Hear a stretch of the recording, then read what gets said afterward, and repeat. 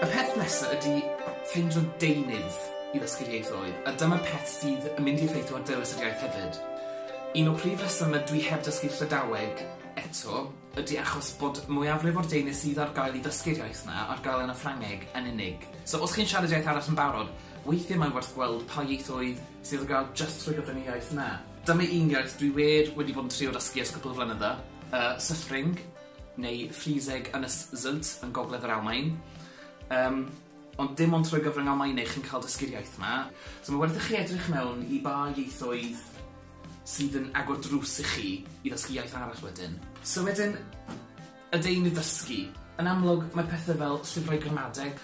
Maen nhw'n gret, ond maen nhw yn anodd, ac os chi'n dysgu iaith yn ffres, swn i ddim yn awgrymu bod chi'n mynd mewn i gramadeg mor dwfn a hwn nes, dod i'r arfer o defnyddio'r iaith syml a iaith lafar i ddechrau.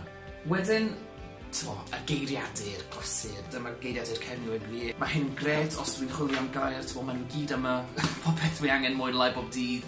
Mae yn ddefnyddiol o'r ddechrau. Fel pan o'n i dysgu Almaeneg yn y brifysgol, o'n i wedi bod yno am 2 flynedd, a pan nes i symud ar Almaen yn flwyddyn tramor fi, o'n i ddim hyd yn oed yn gwybod sut mae gofyn am plymwr yn yr Almaeneg, neu o'n i ddim yn gwybod beth oedd y gair am bol gola. Y llyfr pwysica i gael ydy y Math Mawr llyfr. Dyma llyfr cwrs fi ynglŷn â sut mae dysgu siarad Old Norse.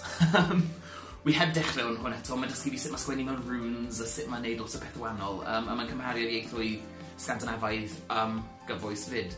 Ond mae hyn, y math o llyfr lle chi efo lle i wneud gweithgareddau, mae yna index a menegau, cwestiynau, a mae'n dangos atebion, a mae'n esbonio pethau chi mewn ffordd eglur. Os oes modd i chi cael gafel llyfrau, mae lot o'n nhw'n rili dda.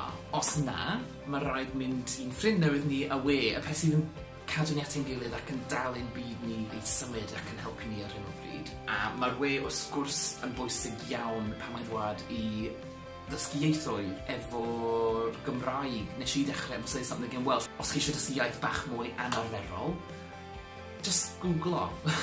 Di'r peth gorau i wneud. Peth olaf i wneud, ar ôl i chi dechrau dysgu iaith, y peth pwysig ydy mynd ati a ddefnyddio'r iaith o'r diwrnod cyntaf, ar ôl y gwers cyntaf. Fi'n cofio pan o'n i'n newydd dysgu, o dechrau dysgu Cernywieg, a peth cyntaf sgwennes i ar Facebook oedd mi a understand Cernywieg. Dwi'n das Cernywieg, a dyna oedd y braddau cyntaf i fi, lle o'n i wedi dysgu bach o ramadeg ac o'n i'n gallu rhedeg y bar, rhoi y person mewn a gwneud brawddeg lawn. Gobeithio bod chi'n wedi cael lot o hwyl a dysgu ieithoedd. Cofiwch bod pawb yn yr un cwch a bod ni gyd yma i helpu chi os yn dysgu iaith neu beido. Felly, diolch am edrych arnaf. Gobeithio bod ti'n wedi bod yn ddiddordeb i chi. Os na, rhoi thumbs down iddo fo, I guess. Ta-ra!